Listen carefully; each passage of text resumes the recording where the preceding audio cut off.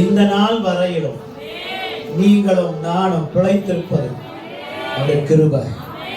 எத்தனையோ ஜாதியினர் நமக்கு விரோதமாய் எழும்பலாம், எத்தனையோ உபத்திரவங்களை கொண்டு வரலாம், இயற்கையினால நமக்கு அழிவுகள் வரலாம், பலவிதமான கொள்ளை நோய்கள் வரலாம், நம்மை பயப்படுத்துகிற காரியங்கள் தேசத்துல உண்டாகலாம்.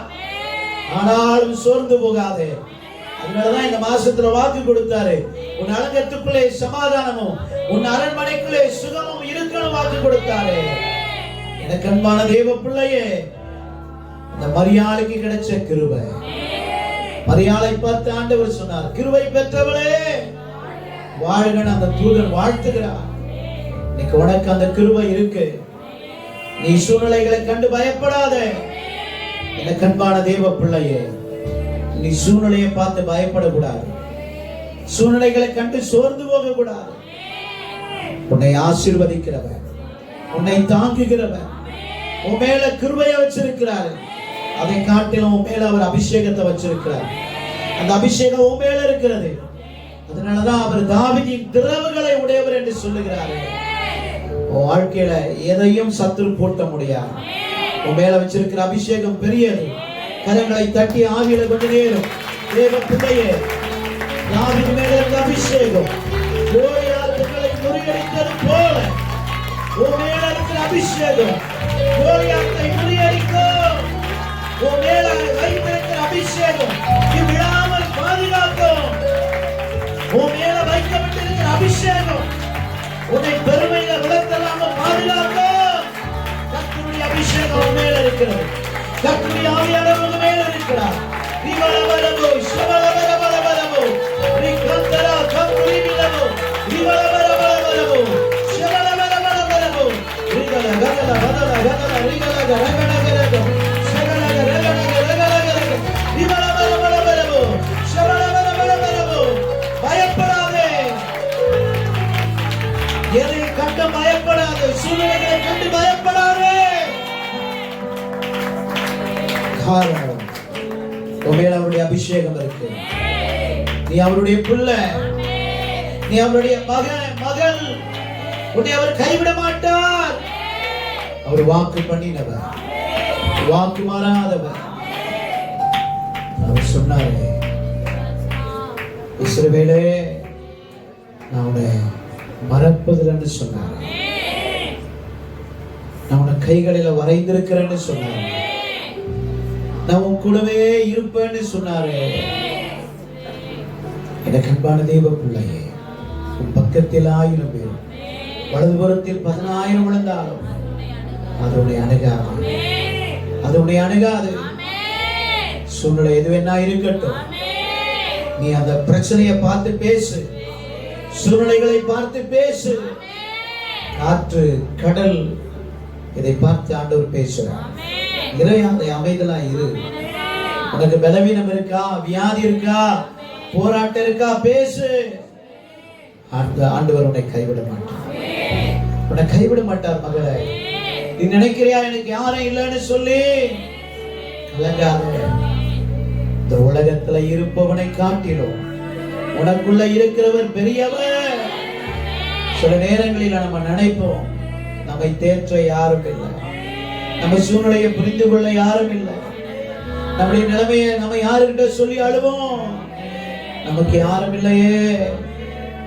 இந்த கோலியாத்து போல பிரச்சனை இருக்கு, கோலியாத்து போல போராட்டம் இருக்கு. இது நமக்காக யாரு ஜெயிச்சு தருவாங்க? இந்த பிரச்சனையில இருந்து யார் நமக்கு ஜெயம் தருவாங்க? நம்ம யார் விடுவிப்பார்கள் என்று ஒருவேளை நீ கலங்கி கொண்டிருக்கலாம்.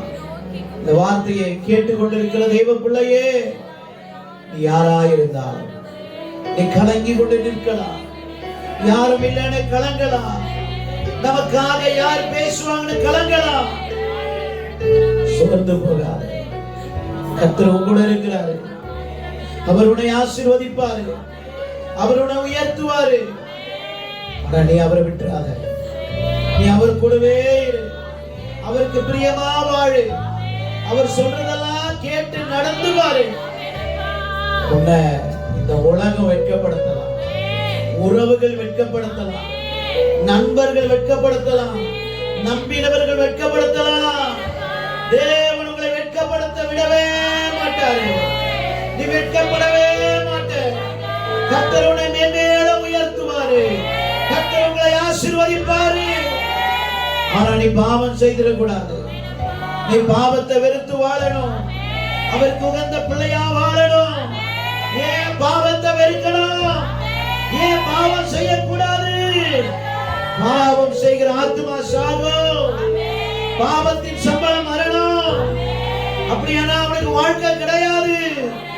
அவனுடைய வாழ்க்கையில மறுபடியும் நித்திய ஜீவனுக்குள்ள போக வேண்டுமே ஆனால் அவன் பாவத்தை வெறுக்கணும். பாவம் செய்கிறவன் நித்திய ஜீவனுக்குள்ள போக முடியாது. கர்த்தரோடு வாழ முடியாது.